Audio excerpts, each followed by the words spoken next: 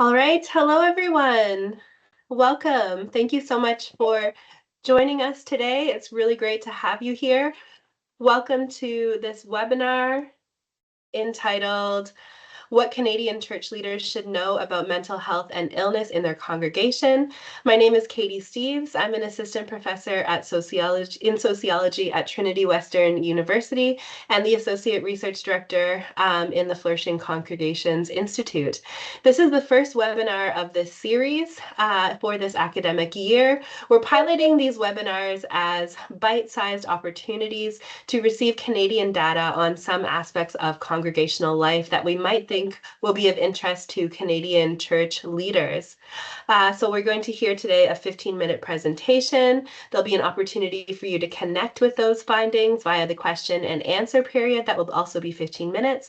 And then for those of you who wish to stick around at the end, there'll be some opportunities for networking for 15 minutes as well in some breakout groups with some questions that will be provided. A few logistics. We are recording this webinar and we'll make that available for you afterwards. You can receive the recording by subscribing on our website.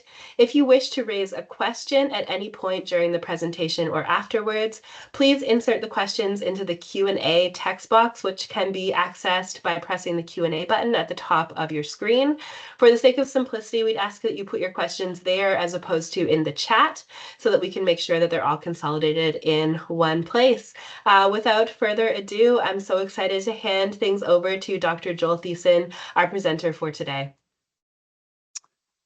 Excellent. Thanks, Katie. And thanks to everyone for joining today. Super excited to be here. I want to begin by just conveying my appreciation to the team at the Flourishing Congregations Institute and Ambrose University who have worked behind the scenes to make this webinar possible. What Canadian church leaders should know about mental health and illness in their congregation? This is a topic that we've explored at the Institute in collaboration with Sanctuary Mental Health Ministries, who first approached the Institute to design a research project that looked at two key areas. The first is attitudes and perceptions regarding mental health, mental illness, and mental health challenges in Canadian Christian congregations. And second, congregational supports and resources related to supporting mental health and well-being. To explore these topics, we designed an online survey that we shared with those within our institution's networks, and then we invited those in our networks to share with others in their network, and so forth. Between February and May 2024, nearly 1,000 responded to that survey. And as you can see on the screen here, a good combination of paid leaders, lay leaders, and congregants as part of this sample. Now, our survey comes from a non-representative sample. This simply means that in the absence of a comprehensive list of all churches in Canada and all church attenders in Canada, that not everyone had an equal chance of being included within the survey. This is actually common for many surveys on congregations in Canada, unless you have a boatload of money where you can get these kind of representative surveys. And so what that means then is you'll find some groups are represented more so than others. And this is captured on the bottom of your screen here. And I say these things mostly to alert us to be cautious when we interpret data, to be attentive whose voices are present and whose voices are perhaps less present within the data. And so I'll draw some attention to some of those things along the way, but want us to always be cognizant when we are approaching data and interpreting data from a non-representative sample such as this. This said, I would say that the data we're about to hear and some of the interpretations are very much in line with the broader literature on mental health and illness in congregations. And so there is a pretty good fit, I would say, on many of these things. So let's turn to some of the data. We asked survey respondents to identify how their churches talk about mental illness or mental health challenges. We gave them a list of 17 items and asked them to select all that apply within their congregational setting. What you see here on the slide is a more sophisticated statistical analysis where 5 clear groupings or frames emerge within the data. So the first ways in which congregations are speaking about mental health and illness is what we call the biopsychosocial frame. This is basically where they talk about genes, chemical imbalance, trauma, and so forth to describe mental health and illness, kind of bringing together these biopsychosocial framings within their congregations. The second frame is what we call the typical frame. Basically, respondents say that their churches describe mental health and illness as a normal part of human experience. And both of these first two frames have a kind of normalizing component or dynamic, if you will. The third frame is we call a religious frame. Those in this frame are relatively likely to downplay the traits and characteristics of the other frames that you see on this screen. And instead, they describe mental illness and mental health challenges as barriers to experiencing love, joy, peace, and hope, which they believe Christian faith can help to overcome. In other words, religious responses are seen as the ways of interacting with mental illness and mental health challenges. Also within this group, we find a minority who identify demons or sin as a source for mental illness and mental health challenges in terms of the ways in which respondents say their churches are talking about these things. Now, similar to some of the other literature out there, in our study, we find that evangelical Protestants are more likely to fit within this religious frame, that evangelical Protestant churches are using this frame. And interestingly, in this study, we found that those in the religious frame also say that they feel less welcome in their congregation. The fourth frame that we see in our data is what we call the absent frame. Basically, churches are not talking about mental health or mental illness. And this is more commonly found in Catholic or mainline Protestant settings who are less likely to talk about mental health and mental illness. Now, similar to that religious frame, those in the absent frame also say that they feel less welcome in their congregation. And then the fifth and final frame is what we call the biopsychosocial religious frame. Basically, a combination of all those things above on the screen with the exception of the absent frame. Now, as you look at these different frames, I want to pose some questions to have you think about these in the context of your own local church setting. I think it's important to think about how we talk about mental health and illness and how that can impact people's experiences, whether they personally experience mental health and illness or otherwise. So some questions for you to consider in your own setting. If you don't talk about mental health and illness, what does that potentially reveal to those in the pews? How might the absent frame intentionally or unintentionally amplify an invisibleness or even guilt or shame or stigma toward those with a mental illness or a challenge in your congregation? Or if you use a frame that's more of a religious frame, how might that impact the kinds of solutions that people would or would not entertain in response to a mental illness or mental health challenge? For example, would they be more likely or less likely to seek out professional qualified help?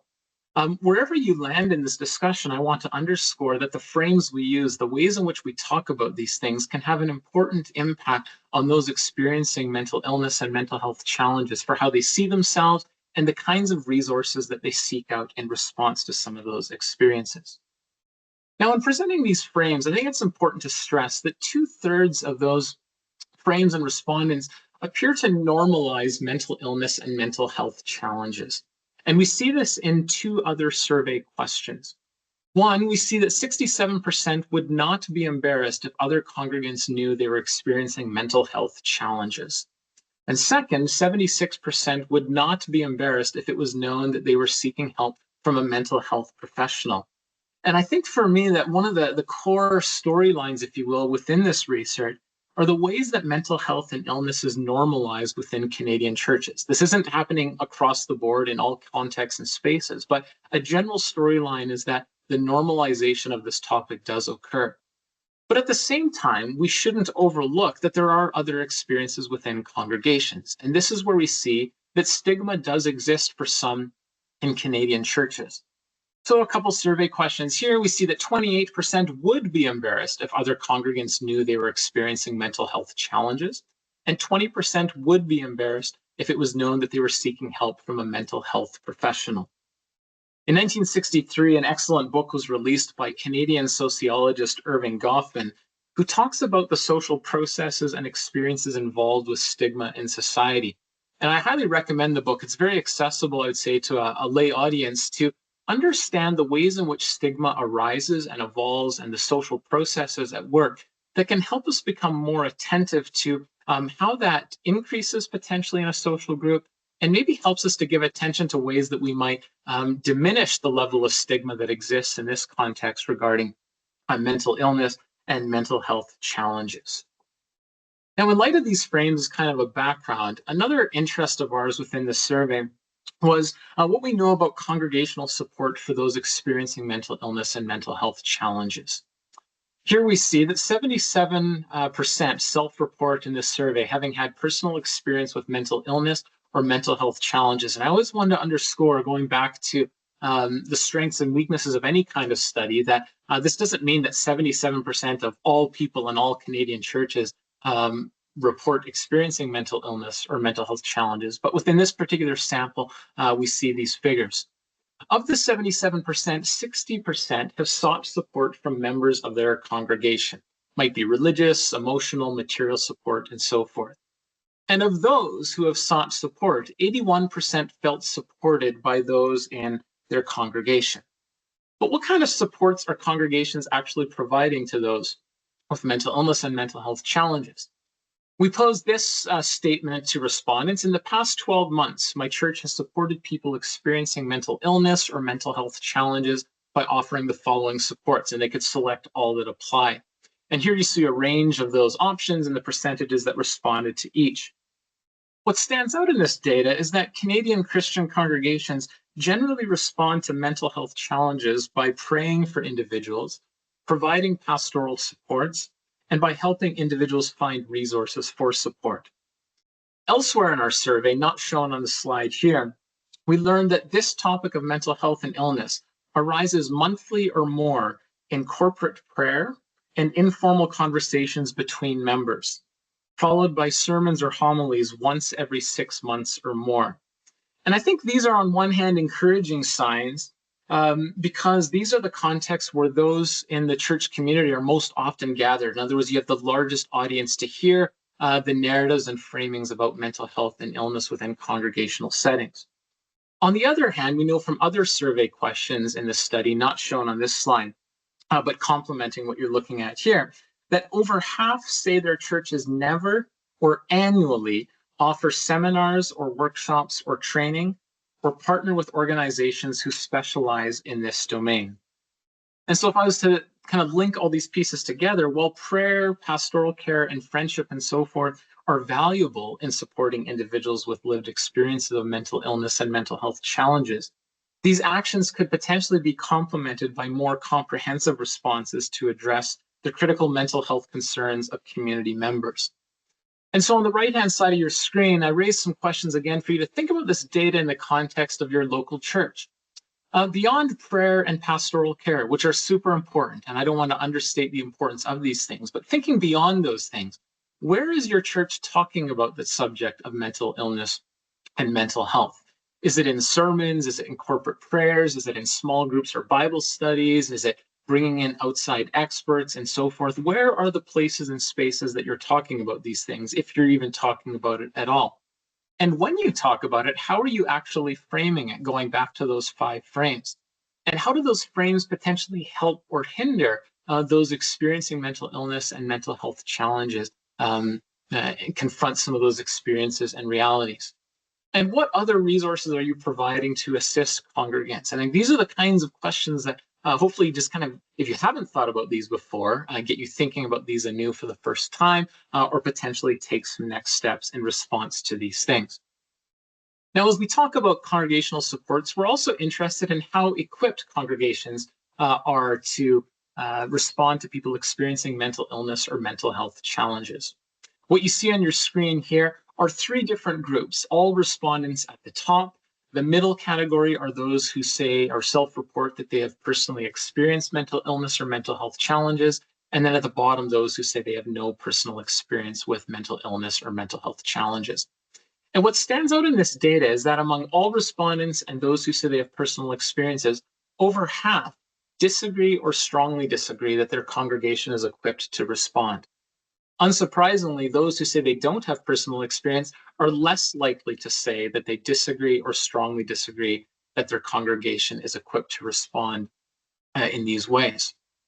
On the right side of your screen, we learn that 54% disagree or strongly disagree there are formally organized support systems in their congregation for people experiencing mental illness or mental health challenges, with an additional 13% who say that they are unsure.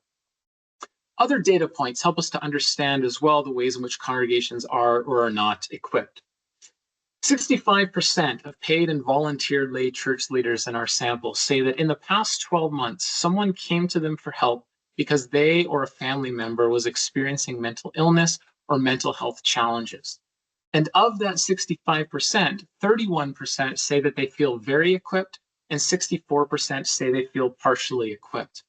And I think this data alerts us to a possible opportunity for seminary training, theological educational training that would equip those who are trained to become pastors and church leaders to learn more about this space of mental health and illness. In fact, there's a whole range of topics that probably we could better equip pastors and church leaders who are frontline workers, if you will, in this topic and others to be better equipped as part of their training. And so this alerts us to that possibility.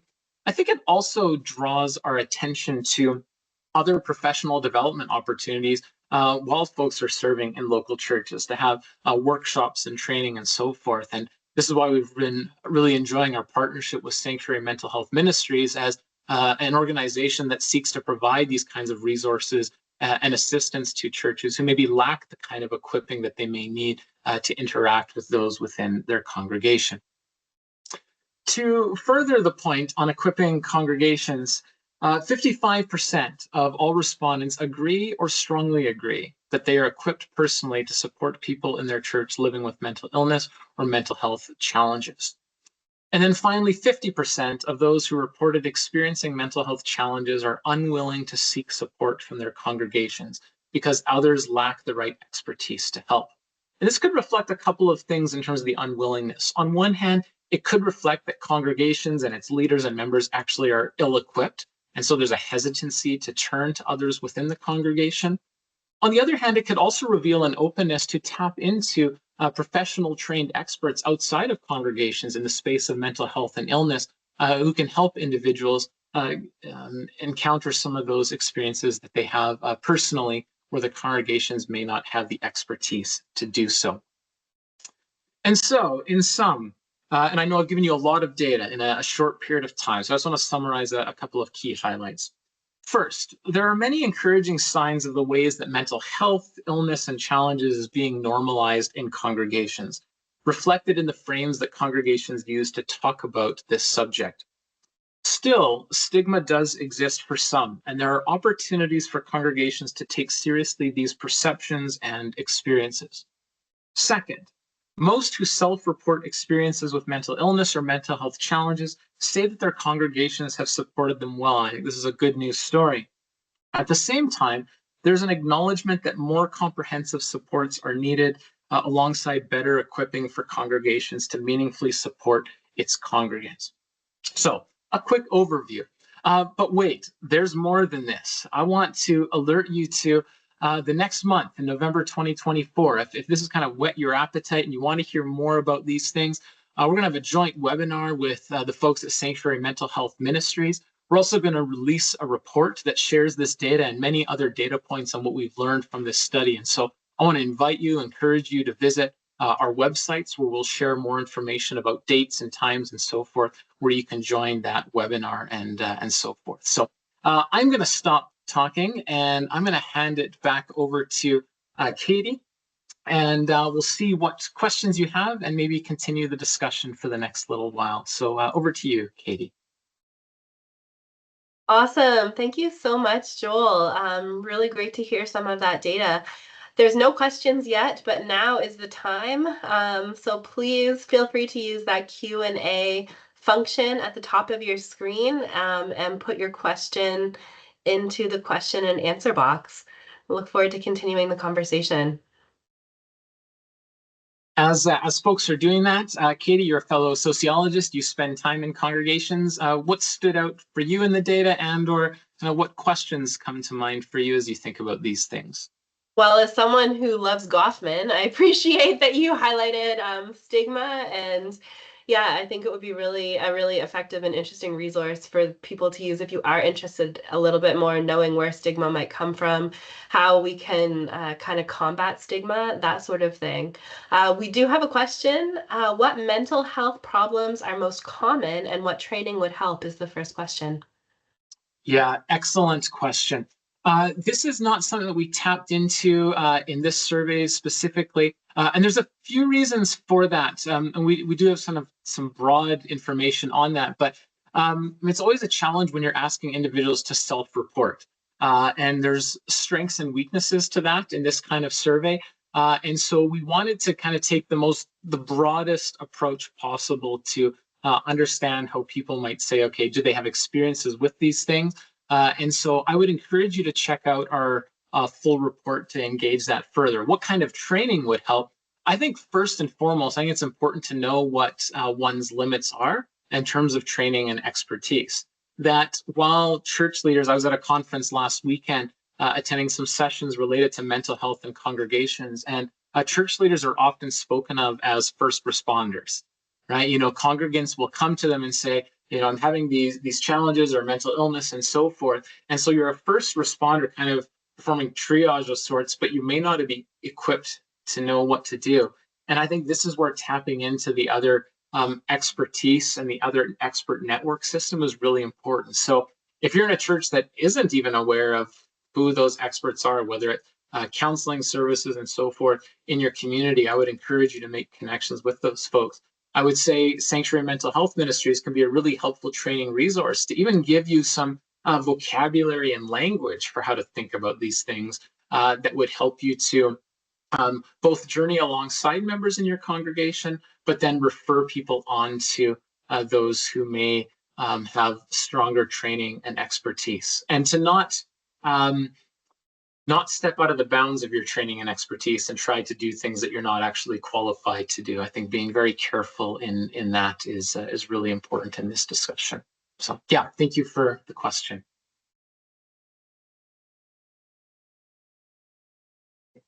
I think you're just muted there, Katie. So let's have you unmute. Yeah. Thank you so much. I muted myself. There we go. Got to keep track of that mute button. Another question, is there hope to see more churches in that fifth frame as the most nuanced and holistic way of seeing mental health?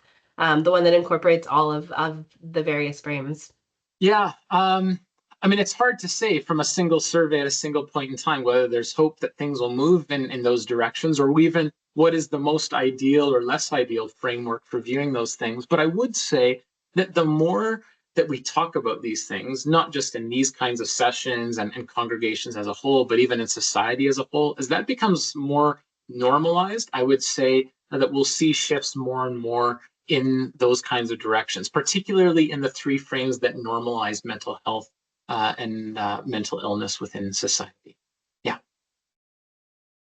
Awesome. There is one more question here about beyond pastoral care, if there's anything else you want to say about what kind of support might be valuable for those that are seeking help. Yeah, I mean, you might recall there was the one slide we showed how churches are responding by providing some financial assistance for folks to see counselors, for example, of bringing in trained experts to lead workshops and seminars. I think that kind of network can be really helpful. I think also helping to equip congregation members who, again, are not experts in this space, but to even become familiar with the language to use or not use, to provide a space that people can talk about their experiences in a non-judgmental way where we aren't attaching a stigmatic label to them and so forth. I think these are some of the kinds of things that churches and leaders can do that kind of broaden the kinds of resources that they're providing to folks as well. Thanks so much. There's a couple folks who want to hear a bit more about how the sample was obtained, how that might affect the results. So I think we have a couple of researchers here. The number of responses, how many unique faith communities were represented, those types of questions. Yeah, for sure. And I didn't want to bore everyone with those details at the outset, but they are super important and we include them in the report as well. So basically, the sample started with our network of the Flourishing Congregations Institute and Sanctuary Mental Health Ministries. We have a network of almost 5,000 that we contacted who said, we're doing this study, here's what we're doing. Would you be interested in completing the survey, sharing it within your network and congregations, and then asking folks within those networks to spread it out and so forth. So that's how the sample started. We had just under 1,000 responses to that.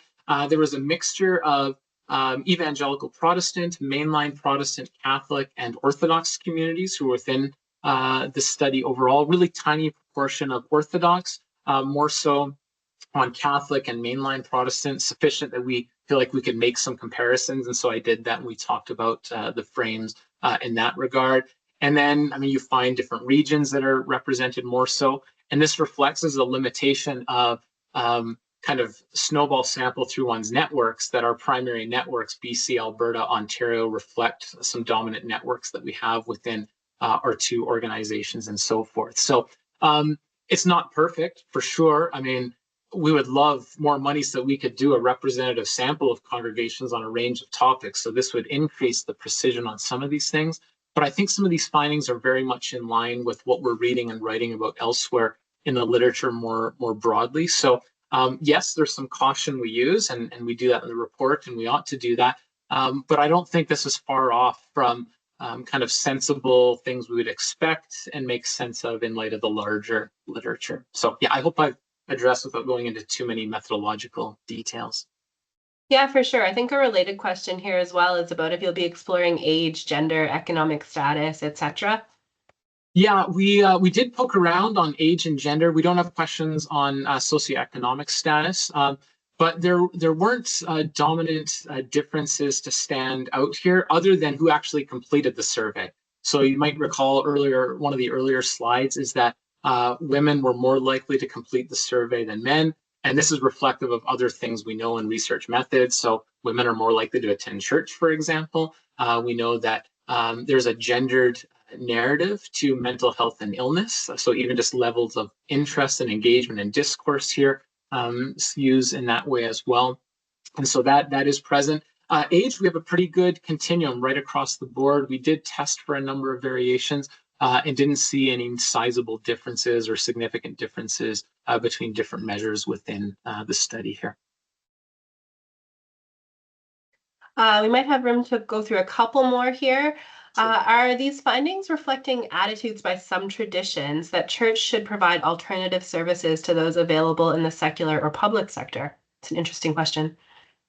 Yeah, so I mean, I think when you look at those frames, that's where you see some of those theological variations. And what we really wanted to do when we designed the survey, and we consulted some of the leading studies on this particular topic to ensure that the survey options that were provided to respondents was really comprehensive, both internal and external to congregations, that then could help us to see, are there some theological tradition variations in how they're responding to those things? And I think that you do, in fact, see that. So, like, evangelical Protestant contexts are more likely to lean to that religious frame.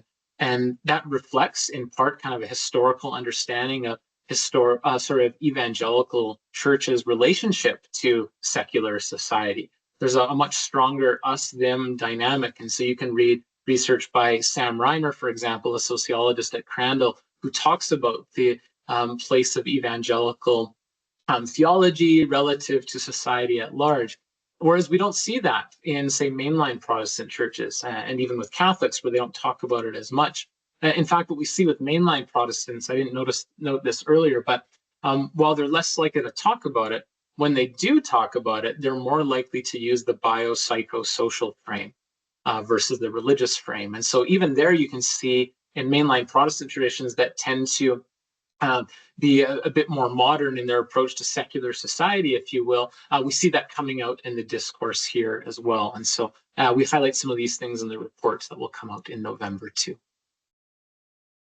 Does your data tell us anything about how we can minister to people on the streets with mental health concerns? There's nothing specifically in the data that speaks to sort of that fine a question, and it's a great question. It's an important question to pay attention to. But I would say some of our broader work at the Institute in terms of the posture between congregations and their neighborhoods, creating a hospitable space, one that's welcoming to those who are in the neighborhood and community, and developing strong partnerships and an open door policy is really key. And then incorporating many of the things that we've talked about already today of surrounding yourself with trained experts, maybe even partnering with local agencies that might even be familiar with individuals from outside the doors of one's local church would be a few things that I would say are good to pay attention to. There's just one comment, and then I have one final question, I think, alerting us to There's a master's thesis research from UBC on how leaders and church or leaders understand and respond to suicidality in their communities. So there's a link there in the Q&A if or anyone is interested in that. Thank you so much for passing that on. And then I thought that this would be a good question to close on. What is the main point you want to reinforce for the Canadian church leaders about mental health and illness in their congregations? Yeah, the main point, I think, is that this is a topic that is being normalized within congregations, at least within this particular study here. And I think this is a good news story. I think we should acknowledge that. But at the same time, it's kind of both sides of the coin. Stigma does exist for some. And we can't overlook that. And we need to take that seriously and we need to pay attention to that. But we shouldn't also allow stigma to be the prevailing narrative that comes about from this data, because it doesn't seem like that is the prevailing thing. And that reflects, I think, a society that's changed, especially in the last 10 years or so. We have a ways to go, and this data draws attention to that. But I think the normalizing process is a good thing, even theologically, to think about how we think about everyone around us as created in the image of God. And a theology of being created in the image of God has implications for how we speak about these things and how we interact with others. And so I take heart and hope with that, mindful that there's still some work to do. But I think this is a good news story, so to speak. Fantastic. Thank you so much, Joel. Thank you, everyone, for engaging with your many good questions. Next week, this recording will be sent out to all those who registered and posted on our social media channels. Let me see, I need to put up this slide here very quickly for you. So we do want to raise your awareness about the upcoming webinar as well. There's going to be another presentation in November. Just going to move this over. Sorry, folks. And share. Here we go. Now, hopefully, you should be seeing this screen. So we would definitely invite you to take part, in this upcoming webinar.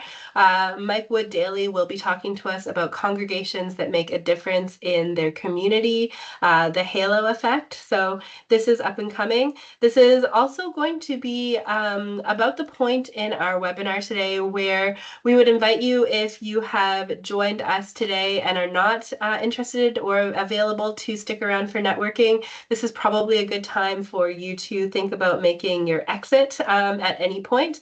However, if you do want to stick around and network with us, we will have some guided questions and we'll put you into some rooms.